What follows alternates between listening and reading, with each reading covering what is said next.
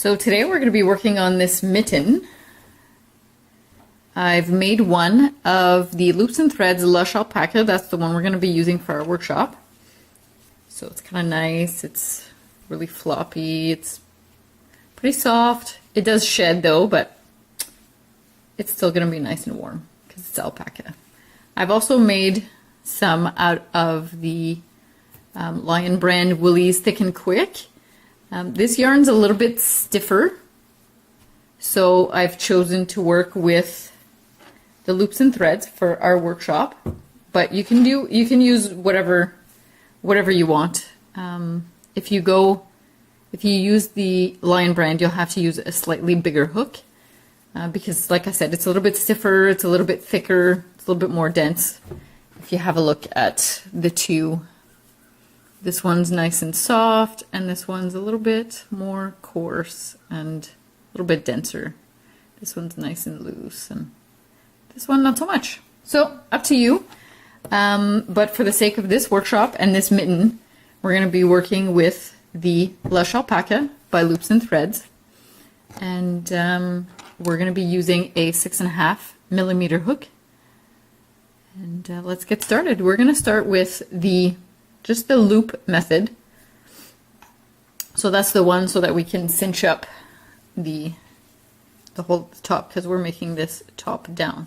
It's a little bit hard to see with all this fuzz, right? But you get the idea. So find your end, and you're going to wrap the end around your fingers. Let's give it a little bit more slack.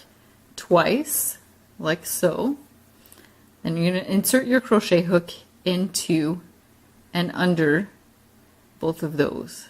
Grab your working yarn, and then you're going to do one chain. So that's just to get things ready. Next, we're going to do 6 single crochet in this loop. So 1,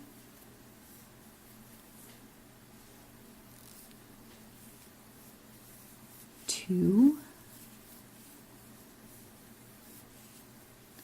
3, 4, 5, and 6. All right, so now you can let go of that loop. Let's have a look here. So if we tug on this strand, our end, you're going to notice that it's moving this one around. We don't want to pull this one tight first. We want to pull this one tight first. So in order to do that, I'm going to have to tug on this bottom one, cinch the top one, and then we're going to pull the tail, and we're going to cinch the bottom one.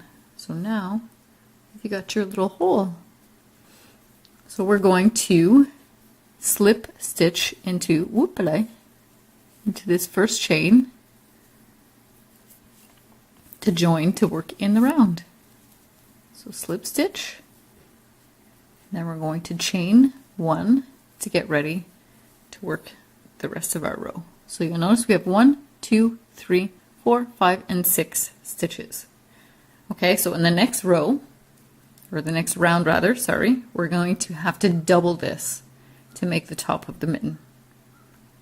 I'll be back to show you how to do that.